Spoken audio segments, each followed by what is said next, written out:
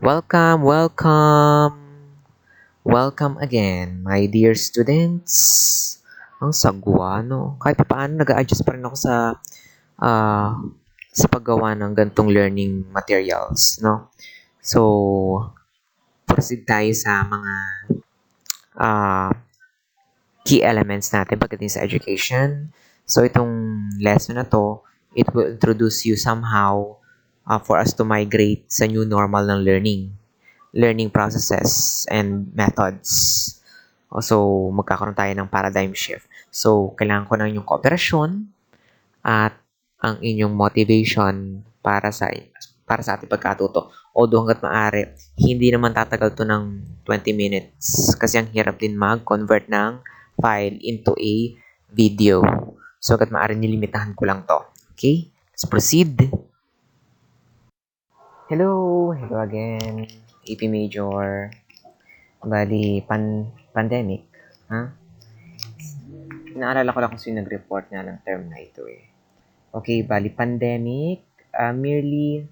Is it merely an emergency and crisis? But first, let's differentiate what is an emergency and crisis. Di ba? Kung dadaan sa ating disaster and risk reduction, yung sa discussion nila, yung emergency ay unexpected happenings, and I mean, it it has happened or is happening, while yung crisis naman ay yung mismong event that we are experiencing.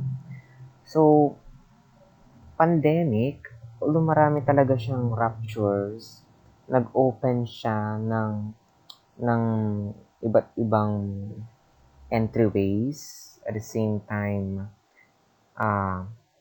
isa rin tong hunchback sa atin. Lalo na sa educational systems natin, sa konteksto natin, leading to the near total closure of schools and colleges sa atin. So, napakabigat ng challenge ito sa atin, no? Okay, next question. Are we witnessing a creative destruction event? Huh? So, akala nyo parang simple term lang yung creative destruction, no? Pero actually, kinuha ko to sa sa economic innovation ni Joseph Schumpeter, kung familiar kayo sa kanya. Actually, inspired ito and derived sa work ni Karl Marx, no? So, sa business cycle, ginagamit rin yung term na creative destruction. So, ano bang gusto sabihin dyan sa creative discussion when it comes sa market perspective? So, tinatawag rin kasi siyang Schumpeter scale. So, yan ay the opening of new markets. No, nagbibigay siya. It paves way to open new markets and opportunities for some and development. Yun nga lang, kung may magbubukas, natural, may mga magsasarado rin, no? So, para sa atin, yung adaptability natin, yung flexibility natin bilang mamamayan, so witness rin naman natin yan sa iba't ibang aspeto. It can be sa market, sa business, sa the entire picture of society. It can be sa climate change rin, di ba? Tinatake advantage rin to ng mga climate advocate. So, lahat ng yan actually may epekto, no? So, let's say, kung ang pandemya na to isang uring pandemonyo para sa lahat, para naman sa ilan, isa itong oportunidad, di ba? Yun yan. Hello, bali, introduce ko rin sa inyo itong framework na ito. Kilala ito bilang strategic management. Itong apat na terms ito: volatility, ambiguity, uncertainty, and complexity. Or all in all, ang framework niya ay VUCA, V-U-C-A. No? And combination of qualities taken together, it characterizes, the nature of some difficult conditions and situations tend to surface, di ba? Lahat tayo dito ay nagpe-penetrate sa mga to, di ba? Next is Yan, bali ito yung clearer picture ng VUCA. Nag-originate sa US. So it reshape different perspective of business, environment, and education. So kahit sa anong perspective to, lalo sa leadership. Ha? Papansin nyo, complexity, volatility, ambiguity, and uncertainty. Apply natin to bilang isang individual. Ha? Yung complexity na pinagdadaanan natin ngayon, di ba? Isa na siyang ripple effect. So, multiple key decision factors, consider natin yan. Volatility, yung rate of change, consider rin yan. Yan, volatility, it means yung changes, unstable changes, unpredictable yung mga outcome, and dramatic. It happened quickly. Sa uncertainty naman, ako, hindi ko alam kung saan ang patutunguhan ng ating mga nangyayari sa atin. Hindi ko lang alam sa ating pamahalaan, di ba? It Sa uncertainty, natural yung unclear about the present. So, kailangan bilang isang individual, ma-foresee natin based sa given data or ma-forecast natin, so that we could not lose the relevance. Ika nga, di ba? It's impossible to plan for investment, development, and to arrive in your own decision, kung ikaw ay uncertain. And ito naman yung matindi, yung ambiguity, lack of clarity, for sure, unclear, no? The demands on modern living natin ngayon, hindi mo alam kung saan patutunguhan na ari. Yun nga lang ay, on the top of it, making decisions requires courage, awareness, and a willingness to make mistakes para ma-suppress ang VUCA. In addition, meron din siyang bagong version na yan, VUCA 2.0.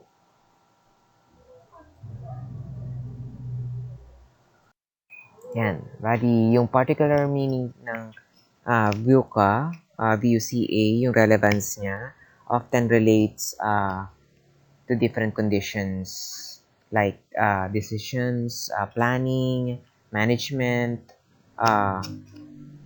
problem solving in general, di ba? So, ayun yung VUCA. Yan. Sa kabila ng lahat, toward a better normal in education. So, sa old normal natin, yung F2F natin, yung delivery, although mahirap talagang pantayan yan, at bigla tayo mag-shift, no?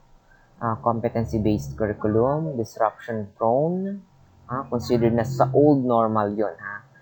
And then, sa better normal naman, seamless siya, kasi free-flowing siya eh. Biglang online learning, yung flexibility, yung engagement, learning playlist, and learner-driven curriculum ang pacing natin. Disruption-proof siya, lalo na kung nai-intensify yung paggamit ng technology. And then, pag itong Venn diagram na to, yung sa middle naman, yung new normal natin. New normal that we are still hoping to adopt flexible learning options, survival curriculum, disruption responsive. Okay, banggit ko na rin yung flexible learning. So, although ito talagang na-propose ng CHED sa atin, no? So, it encourages greater independence and autonomy sa teaching, lalo na sa inyo, to enable learners to give you greater control of learning. Yun nga lang, more on self-directed siya. Pag sinabi kasing self-directed learning, nagmumula talaga ang initiative sa inyo with or without the help of others.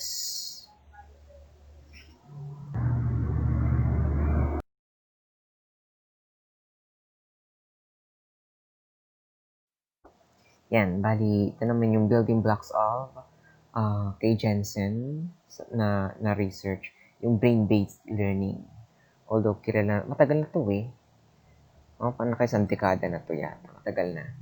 So, ang gusto lang sabihin nito ay yung methods and teaching techniques and designs and school programs ay dapat po ay nakabatay sa mga scientific research kung paano ang ating brain ay natututo at nag-a-adapt cognitively. So, and considering the students how learn differently from different ages, from different physiological and maturity and socially and emotionally. Yan yon. Alright, kaya siya napasama dito sa ating lesson ay ang brain default ay we tend to forget. Diba? Hindi man lahat natin natutunan automatically ay napasok ka agad at process ka agad sa ating utak. So according nga kay Elizabeth Loftus, sikat siyang memory researcher sa field ng neurology, and she identified 4 major reasons. Una ay retrieval failure, interference, failure to store, and motivation. So sa atin naman, long-term memory, I think nabanggit for sure ito sa sa sa professional ed subject ninyo. Procedural and declarative memories. So, sa declarative ay yung semantic memories and episodic memories. So, all in all, lahat ng ito ay we tend to forget depending on how we see patterns and connections. So, all in all, we can also redirect from forgetting to remembering. Here it goes. Second default, dudugso ko na dun sa first default natin. Emotions drive learning, attention, and meaning making.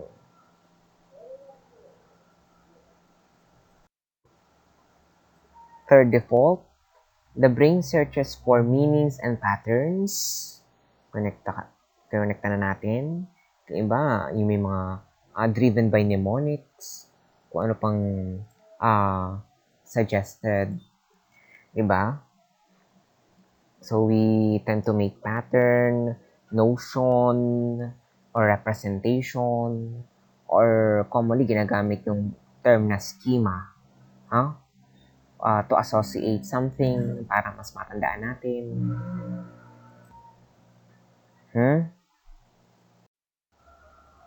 Another thing ay learning is aided by motion, novelty, challenge, scent, color, music, and aesthetics. Even yung mga group works yan, kailangan po yan sa brain-based learning is sa mga principles yan. So, how students learn differently. So, kasama yan. So, kailangan mag-a-adjust talaga sa education. And yung pagtingin talaga sa brain structure ay unique from different students. And different parts of our brain may be ready to learn at different times, at different activities being presented. Okay, it's sa mga last default na discuss ko kasi sobrang dami ito eh. The priority of the brain is to survive. Seeing the pictures, of course, manage the stress, or they'll achieve less. Parang kayo, for sure. Pag kayo na-stress, bombarded kayo lahat ng requirements, deadlines, lahat ng mga activities na kailangan ma-meet and expectations. So, less yung fried ng oxygen natin sa ating brain. So, hindi kagad tayo makaisip kaagad ng ways. In other words, hamper ang thinking processing natin.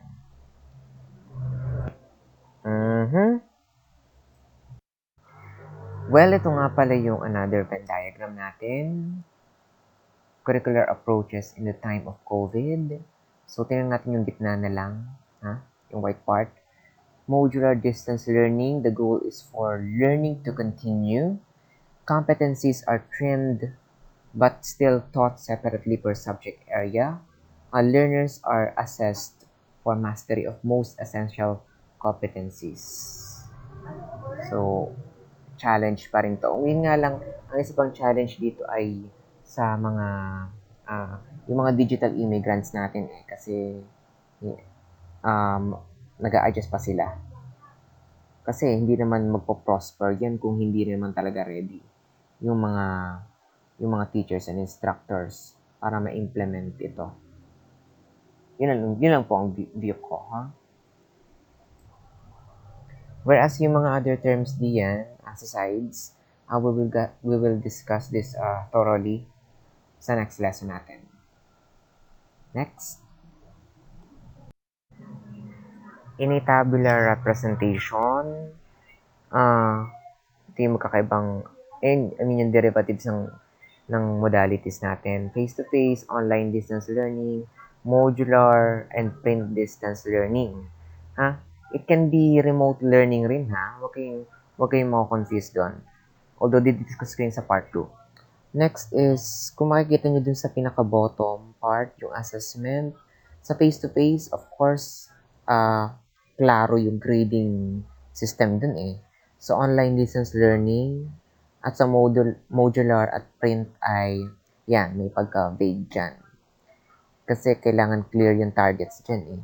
At saka how about yung considerations? What if kung mahina nga yung signals, may mga interruptions, so,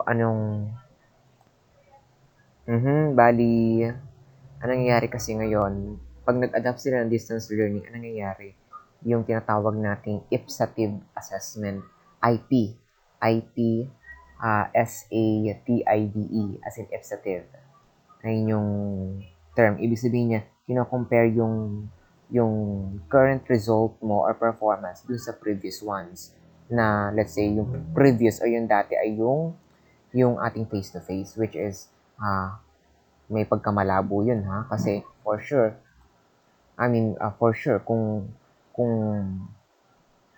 maganda ang performance mo sa face-to-face, how about sa pagdating natin sa online o kaya sa modular learning? Diba? Mahirap yan. So, kailangan din natin consider yung assessment natin. But for now, hindi pa rin sa akin talaga marinaw kung ano yung assessment. But I will update you kung ano man yung mga components. Nevertheless, ang mahalaga talaga dito ay yung inputs nyo, either printed or submitted online.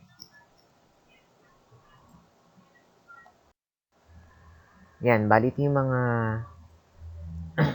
excuse me.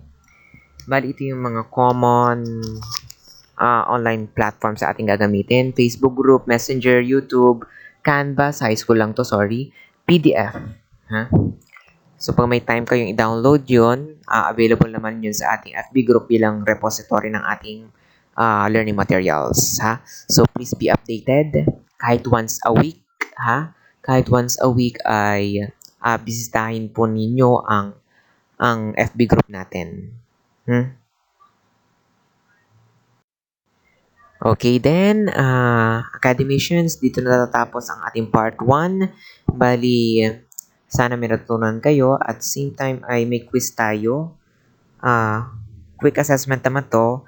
Once na natapos nyo na yung part 2, then, bibigay ko yung link. Ha? So, yan. Thank you.